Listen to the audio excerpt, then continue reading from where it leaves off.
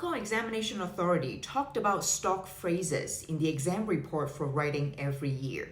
They said students tend to overuse these stock phrases. Experience with my students is that this is what they learn from tutorial centers, so can't blame them. But the truth is, these stock phrases have been so overused by candidates that it didn't seem to bring any originality to their writing anymore. And because so many students are using them, it becomes boring to look at by the time the examiners get to read them. I've been thinking about this problem for my students, and one way to solve this is to expand your expression bank and increase these useful phrases. We all need something that is refreshing and hasn't been too overly used.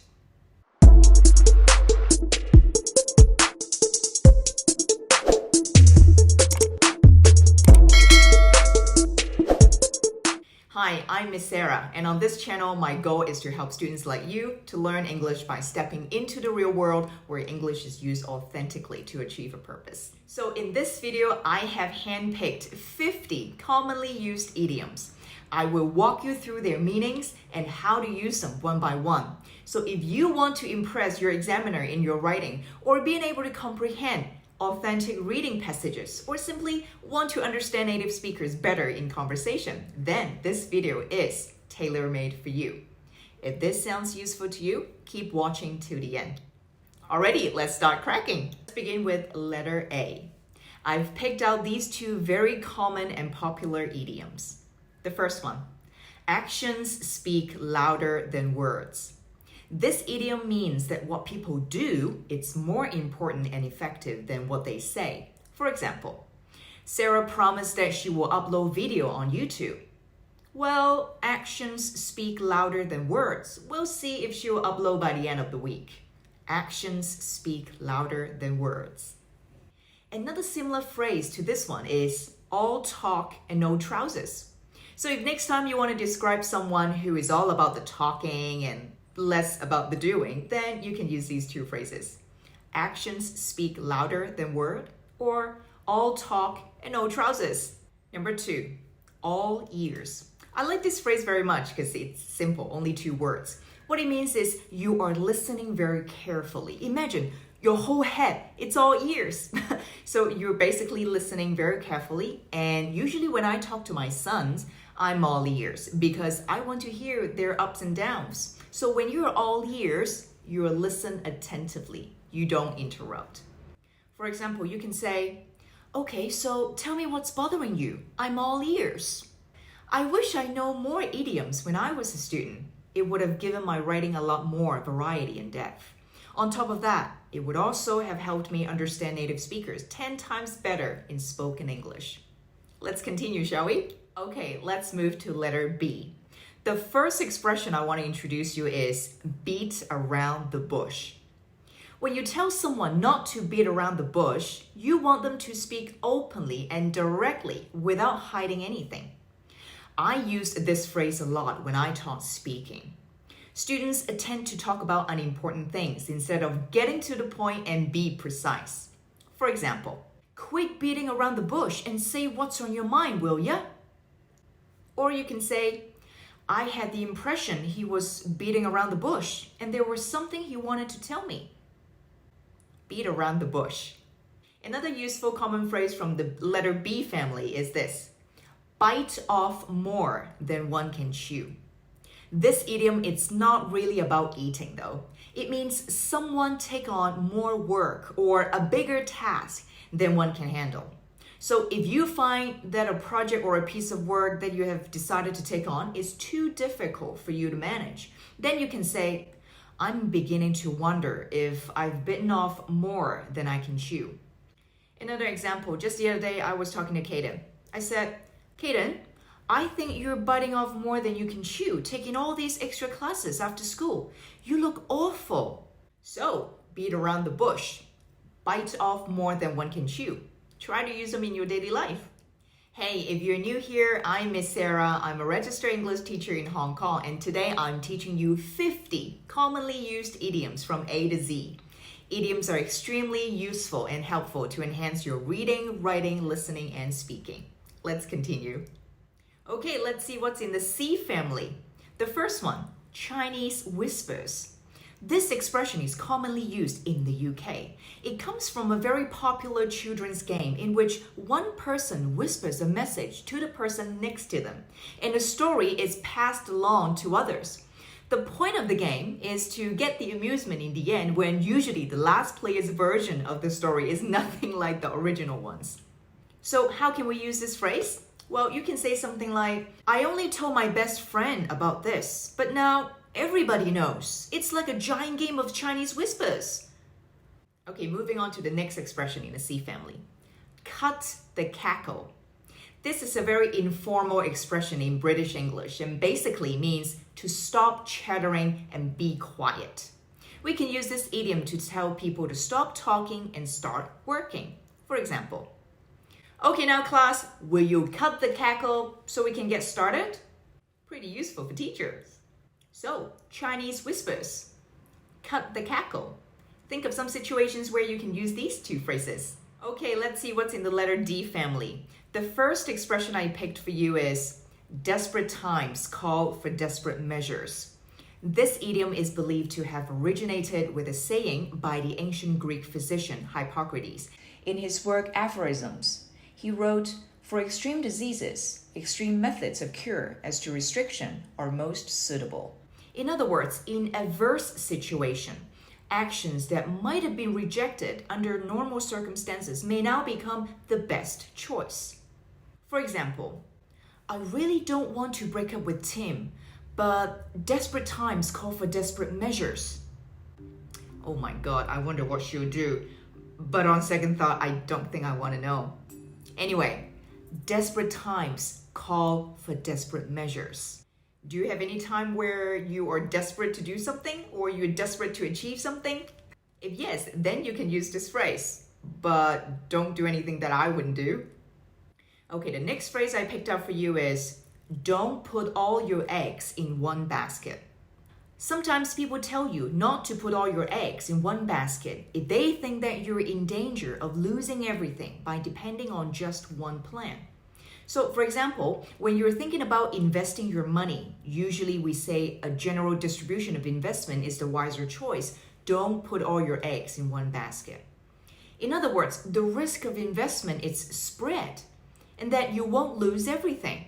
You might lose something, but not all. That's the idea. I happen to have a separate video talking about this idiom right here. So if you're interested, you can go watch that later. Okay, now we're in the letter E family. The first phrase is elephant in the room. If people say there is an elephant in the room, it means there is an obvious problem or a difficult situation that people do not want to talk about. For example, we can say, we both know that we can't carry on like this. It's the elephant in the room. In 2012, The Sun magazine wrote, the elephant in the room remains the internet. The article is about comparing the overregulated press to a relatively unregulated internet. Chaos is the result, but people are not willing to talk about it in details. So, elephant in the room. The next phrase is again popular, and I'm sure you can guess the meaning just from the word itself. An eye for an eye, a tooth for a tooth. When people talk about an eye for an eye, a tooth for a tooth, they're referring to the idea that if someone does something bad to you, you have the right to do something equally bad to them. A lot of times we only use the first part of the idiom, an eye for an eye. For example, Chris Rock, after being slapped by Will Smith in the Oscar, didn't go for an eye for an eye approach for revenge. He's a good man. The first phrase in the letter F family is face the music. You face the music when you put yourself into an unpleasant situation involving strong criticism of your past actions. You might have to admit that you were wrong or to defend what you have done. For example, candidates who cheat in exams will and must face the music of their action. Face the music. The next phrase is fit as a fiddle. Now, a fiddle is a bowed string musical instrument. It's a colloquial term for violin. When people say you are as fit as a fiddle, it means you are strong and very healthy or in optimal physical condition. When I first came across this idiom, I actually looked into what has being fit and strong to do with violin. And I found that the reason why a violin, a fiddle, was picked is because of the alliteration. The word fit and fiddle, they sound similar. And because a violin, it's a beautifully shaped instrument. And fit means in a good physical shape. So that's why fit as a fiddle came to mean in good condition physically. How do we use this idiom in a sentence? You can say, the doctor seems to think I'm fit as a fiddle, so I suppose there can't be anything wrong with me. Continue on to letter G. Thank you for staying with me, and I hope these phrases are useful to you. And remember, you can always pause and go back whenever you want. Okay, the first phrase I picked for the letter G family is give someone the benefit of the doubt. When you give someone the benefit of the doubt, it means you accept what they say is true, even though there are doubts. There is no evidence to support it. I use this phrase all the time as a teacher. Students usually say, oh, I left my homework in school, or I forgot to bring it home. For the first time, I'll say, I'll give you the benefit of the doubt this time, but you must hand in your homework tomorrow, okay? I mean, who knows? Maybe they just didn't want to do their homework, period. But if you don't know how to do your homework, make sure you ask your teacher for help. I believe most teachers will give their students the benefit of the doubt. But as long as you have real reasons, I'm sure your teachers will be happy to help. The next phrase we have, go cold turkey. Cold turkey refers to drug addiction. This is an informal phrase. When people talk about going cold turkey, it refers to an unpleasant physical effect a person suffers if they suddenly stop taking a strong drug that they have been addicted to. You can use this phrase as a noun. For example, I tried lots of ways to stop smoking, even go cold turkey. Or you can use it as an adverb. I had to quit smoking cold turkey. You might ask, why turkey in particular? Apparently, the skin of a cold and shivering person looks a lot like the skin of an uncooked turkey. That's why this phrase, go cold turkey. Letter H. The first one, hit the nail in the head. If someone has described or identified something precisely or accurately, then they have hit the nail on the head. Basically, it means to do or say something that is exactly right. You can use this idiom when someone finds the exact answer of a problem or a question. For example, you hit the nail on the head with this color of couch. It looks better in a living room than I expected. Another example, the moment she said it, she knew she had hit the nail on the head. Quite a handy phrase. Okay, the next phrase, hit the books. This phrase might be useful for a lot of students, but it doesn't really literally mean hitting the books. I know sometimes we want to hit the books, especially after exam, right? Too much studying that you want to hit the book as revenge. But actually, hit the books means to study very hard in a determined manner. You can say, I have exam tomorrow. I need to hit the books tonight. Or another example, the exams are only a month away. If you don't hit the books now, you might fail. Hit the books. There are a lot of idioms in the letter I family, but I picked these two for you. They're very, very common and popular. The first one, it's not rocket science. Some idioms are inspired by science, and this is one of them. When someone says that something is not rocket science, it means that something is not difficult. In other words, it's easy to do or understand. This idiom is probably inspired by the study of rocket science, which isn't exactly easy as you may imagine. You can use this idiom like this. Have you solved that math problem? It's not rocket science, you know? So next time, if you want to tell someone to do something and they don't want to do it, you can use this phrase. Hey, why don't you do that? It's not rocket science. The next phrase is in the nick of time. When we do something in the nick of time, it means you only just managed to do it before it is too late.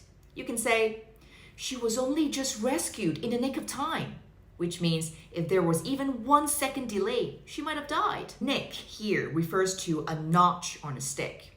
In the old days, it's used as a measurement of time. By the way, I have a separate video explaining this idiom right here. It was a good story going to see Anson Lo's concert, so make sure you check it out. What idioms can you think of in the letter J family? I picked out these two. First one, jump on the bandwagon. I remember this word bandwagon appear in one of the year's DSE reading paper. Here you go. If you jump on the bandwagon, it means to join an activity or a movement because it is fashionable or likely to succeed, not because you're really interested in it. For example, after a couple of politicians won elections by promising to cut taxes, most of the others jumped on the bandwagon. It also means to change your opinion to one that has become very popular so that you can share in its success. For example, many people are talking about cryptocurrency and how it can turn you into a millionaire overnight. People are excited to jump on the bandwagon. This next phrase, pretty simple, 3 words. Jump to it. If you tell someone to jump to it, you are ordering them to hurry up and do what they have been told. For example, if I want to tell my sons to do their homework, I can say, "Come on, boys, jump to it. We don't have much time to sit around chatting all day." Jump to it. So next time, if you have a group project and you want your group mates to come and help, just use this phrase. "Hey, let's jump to it. We don't have much time. The deadline is next week for Miss Sarah." The letter K family now, my favorite letter. The first one, keep one's chin up. This is the chin. So if you tell somebody to keep their chin up, you are encouraging them to be happy and not to be afraid. In other words, to remain cheerful and hopeful even in difficult situations. For example, you can say, "Hey, keep your chin up. We're not lost yet." Or you can say, "He's still keeping his chin up despite all his health problems." Sometimes we even shorten this phrase to chin up, like chin up, everything will work out for the best. Chin up, or keep your chin up. Okay, this phrase, I'm sure most of my students will be quite familiar with the meaning. Kill 2 birds with 1 stone. When you manage to achieve 2 things with 1 single action, you kill 2 birds with 1 stone. For example, you can kill 2 birds with 1 stone by dropping off the mail when we go to the grocery store. Another example is, you can learn useful English idioms when watching Miss Sarah's videos. That way you can kill 2 birds with 1 stone. Yeah, make sure to like and subscribe. That way it will help my channel grow, and I hope to reach out to as many students as I can to help them, especially if they're struggling with learning English. Letter L.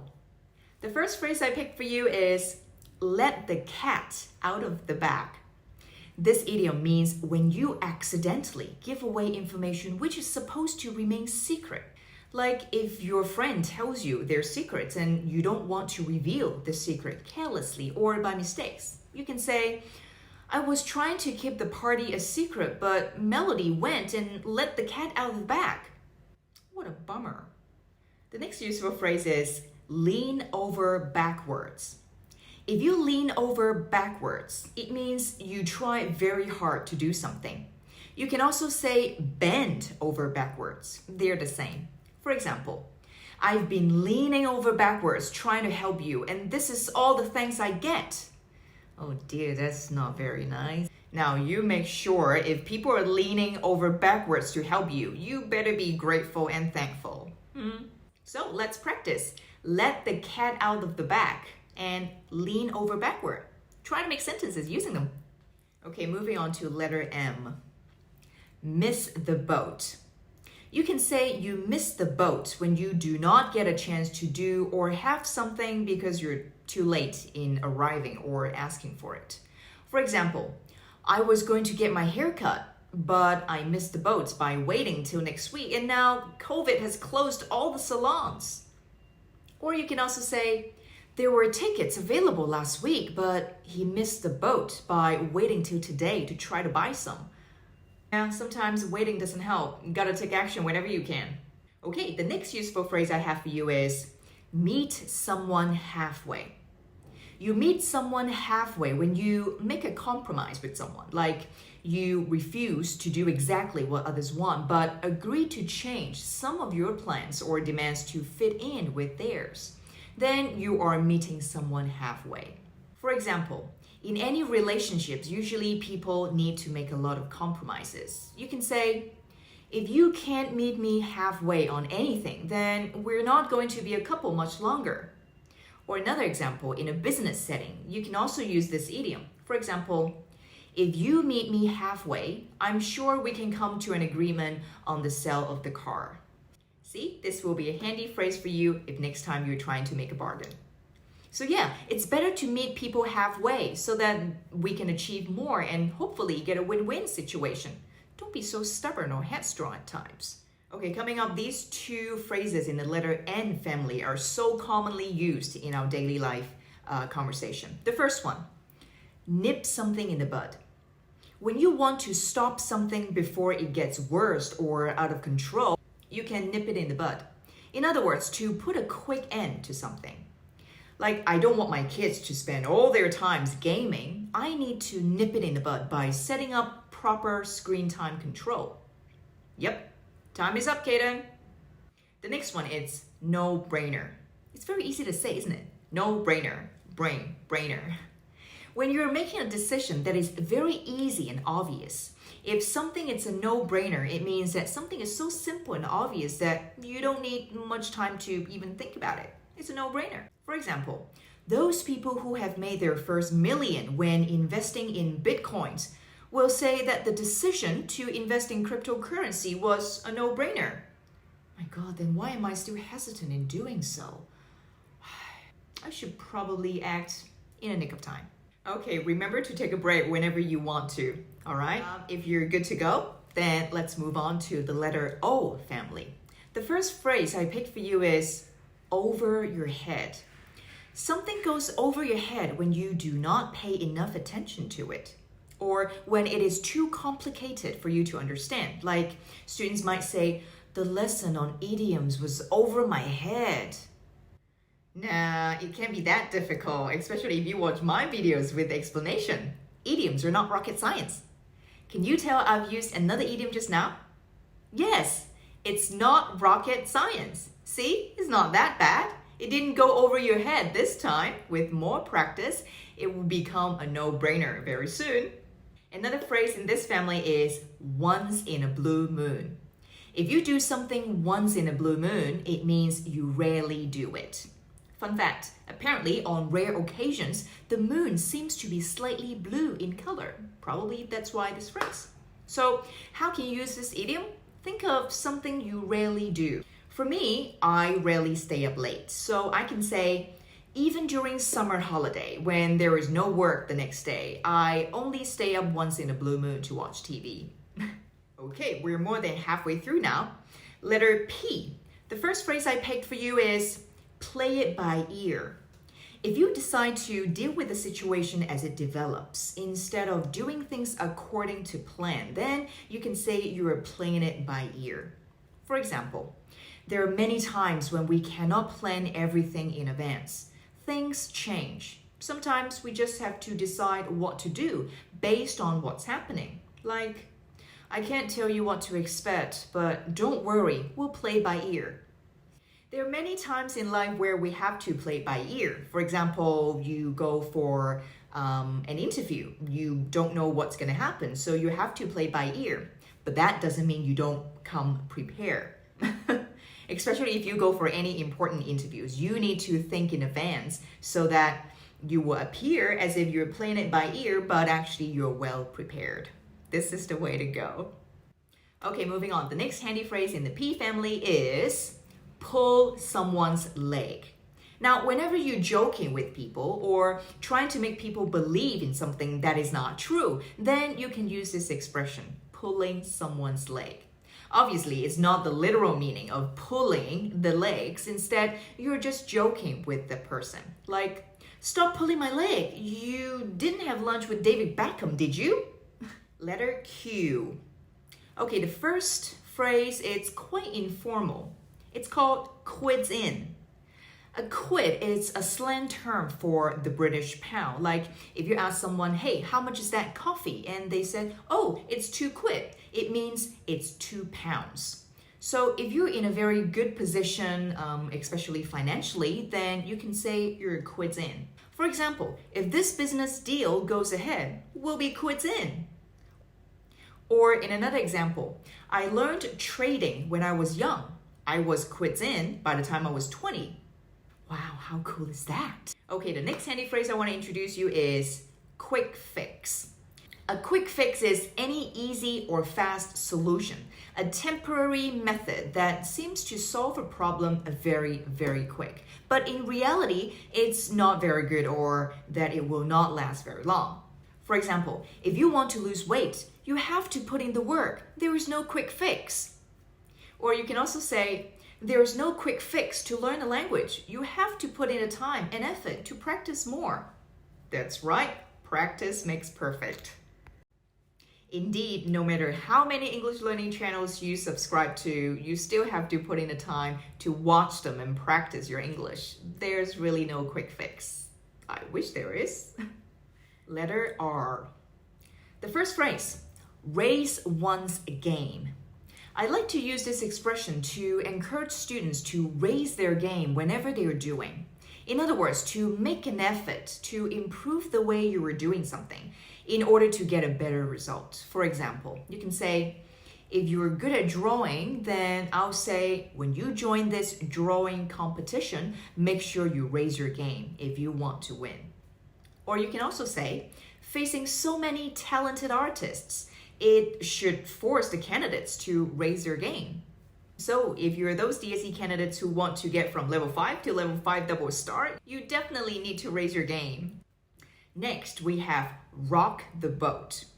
If you rock the boat, you do or say something that will upset people or cause problems. In other words, when people disturb the balance of something or causing trouble in a situation, then you can use this expression.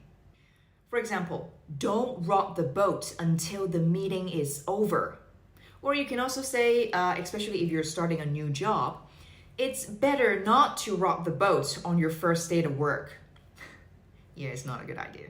Okay, moving on to letter S family. The first phrase that came to my mind is this: smell a rat. Can you smell something? Ugh, I think I smell a rat. Ugh. To smell a rat means if you have a feeling that something is not right or it's wrong or bad, then you can use this funny idiom about rats. So the other day, I asked Caden what was he doing at home the whole day when I was out. Without thinking much, he said he was doing his homework all day. I smell a rat when he said he was working non-stop. And later in the day, his little brother told me that he was actually playing games online. I knew you were not working. Naughty Caden. No more ice creams for you. The next phrase I liked is spanner in the works. Now this is a spanner, a tool we use to turn nuts and bolts. And when you put a spanner in the works, things will likely go wrong. Say, if you're planning for a big wedding and you don't want anything wrong to happen, then we'll put a spanner in the works and upsets everybody. That's why you need a wedding planner. In other words, anything that will stop a plan or an activity from succeeding, you can use this handy phrase. Want one more example? Here you go. The funding for this project was terminated out of the blue, so that really threw a spanner in the works. Can you tell I have actually used 2 idioms here? Can you tell me what they are? Bingo! Well done. Okay, what do we have for letter T? The first phrase, take something with a pinch of salt. This is a very, very useful phrase, especially when you want to tell someone not to take something too seriously. Especially in this information overload era, we should always take something with a pinch of salt, not to completely believe everything that you're told. If you have time, always do a fact check to confirm. For example, I take everything I read online with a pinch of salt. There are just too many fake news these days. Or you can say, he always lies with his eyes closed. I take anything he says with a large pinch of salt. Take something with a pinch of salt.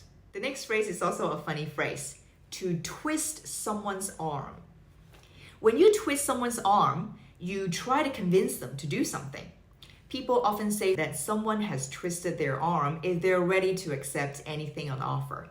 For example, if people tell you, have another drink, and you know that you're going to say yes anyway because you're having a good time, then you can say, oh, go on then, you've twisted my arm.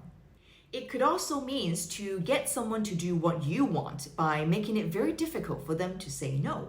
For example, I didn't want to go to that museum, but Linda twisted my arm. Oh wow, well done for staying here. We've only got 6 letters left. Moving on, the letter U. The first one I picked out for you is under the weather. It's such a commonly used phrase. If you are under the weather, then you're not as healthy or well as you usually are.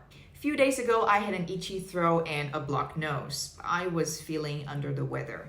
Or you can say, I'm feeling a bit under the weather. I think I'm getting a cold. The second useful phrase in this family is up in the air. If a matter is up in the air, it means that something is still uncertain, often because other matters have to be decided first.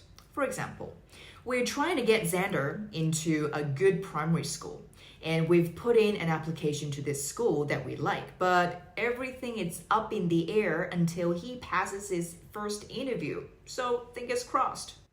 Another example is, if you want to say a situation or a result is still unknown, like, for example, the situation of Ukraine, you can say something like, the future of Ukraine is still up in the air. So if you find my content useful, remember to give me a thumbs up, like my video, and subscribe if you want to. Okay, moving on to the letter V family. The first phrase I picked up for you is veg out. The word veg comes from vegetate, which means to live a dull and boring life with no activity or excitement. So you veg out when you spend time relaxing and doing nothing or watching TV. For example, all we did was sit there all day Saturday and just veg out in front of the telly, binging on Netflix. So this is a very handy phrase and very, very informal. Next time when you tell your friends what you have been doing over the weekend, you can say, oh, I didn't do anything. I just veg out and chill and binge watching on Netflix. The next phrase I have for you is vanish into thin air. This idiom is quite close to the literal meaning of the words. Vanish means disappear, and you can imagine what it means, disappear into the thin air. Basically, it means something completely or mysteriously disappear. How do you use it in a sentence? For example, you can say something like, my homework vanished into thin air. I'm so sorry, Miss Sarah. Really now. Another example, have you seen Jason? I want to talk to him about his failed assignment, but it's like he's vanished into thin air. I haven't seen him for 3 days. Vanish into thin air. All right, moving on to the letter W. The first phrase I picked up for you is wrap one's head around something. This phrase means to find a way to understand or accept something. I still couldn't wrap my head around what happened when Will Smith slapped Chris Rock on live television. Like, what was he thinking? Another example for you is, the other day when Caden was doing his math homework, he still had difficulty in wrapping his head around algebra. I need to find him a tutor after all. So there you go. Wrap one's head around something. Okay, the second phrase I chose for you is a wolf in sheep's clothing. If someone is described as a wolf in sheep's clothing, it means they're in disguise. Usually means someone is dangerous and cruel, but appears to be gentle and harmless. For example, the murderer was a wolf in sheep's clothing. He was a really first-grade monster, but no one knows. You can also say something that seems to be good, but it's actually not good at all. For example, this economic bubbles might just be a wolf in sheep's clothing. Experts predict that it's going to crash soon. Remember not to put all your eggs in one basket. Okie dokie, can you tell I've just sneaked in 2 idioms here? Yes, the first one is a wolf in sheep's clothing, and the second one is put all your eggs in one basket. I mean, don't put all your eggs in one basket. See, it's not so hard. You can do it. Okay, there's not too many idioms that begins with the letter X, but I did find one for you. The X factor. Have you heard people saying the X factor? Do you know what that means? It means an outstanding, extraordinary ability. For example, Anson Lo really does have the X factor. No wonder he's so famous and popular. Same for Gern To. He has that X factor to go against all odds and chase his dreams. X factor. Do you have an X factor? Okay, the last two letters now. Once again, thank you very much for staying with me all this time. The first phrase that comes to my mind with the letter Y is, you can say that again. This is actually an idiom to use when you want to express agreement. For example, if someone said, Anson Lo is such a talented artist, to which I would say, oh, you can say that again. It means I completely agree with that statement. Another daily example is, this homework is so difficult. You can say that again. You're not really telling the person to say the sentence again. Instead, you meant that you also agree with them, that this homework is difficult. For example, this video is so helpful. Oh, you can say that again. The next expression I picked for you is, you can't judge a book by its cover. A little bit long, but this idiom is actually a proverb. It means outside appearance is not reliable to be used to judge a person's true character.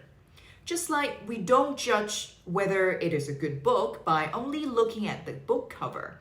We actually have to read the book in order to decide whether or not it's a good book, right? So in daily usage, you can say, just because someone looks strange doesn't mean they're not a nice person. You can't judge a book by its cover. Okay, the last letter family, the letter Z. The phrase I picked for you is zip up. Now, this is a zip. We use it on our clothes and bags. It's used for closing something up. And this idiom humorously suggests that you can also close your mouth with a zip. Zip up. A lot of people do this action when they are told to, basically, to shush. So yes, you guessed it right. If you ever tell someone to zip up, you're telling them rudely to be quiet. For example, can you please zip up just for 5 minutes? Remember, you are saying this very rudely, so use it with care. Now, I know in this sentence, can you please zip up just for 5 minutes? There is the word please, but you can still sense the attitude when people say it. So it's not really nice. And usually it's when people are annoyed. Now, if I were to talk about the annoyance level when people are asking someone else to be quiet, the first level would be keep quiet. And then when you get a little bit more annoyed, you can say lower your volume. And when you're even more annoyed, then I will say in a voice, please. And lastly, I'll say zip up, will ya? Congratulations, you have learned 50 idioms from A to Z. Remember, idioms are a group of words that don't really follow their literal meaning. They have to be studied separately. And the best way to remember their meaning is to understand it within a given context. And as usual, practice makes perfect. Listen more, speak more, use any of these idioms you learned today in your writing or the next time you talk to your friends. If you find this video helpful, you can give me a thumbs up, share it, and consider subscribing. And I'll see you guys in the next one. Take care and bye-bye.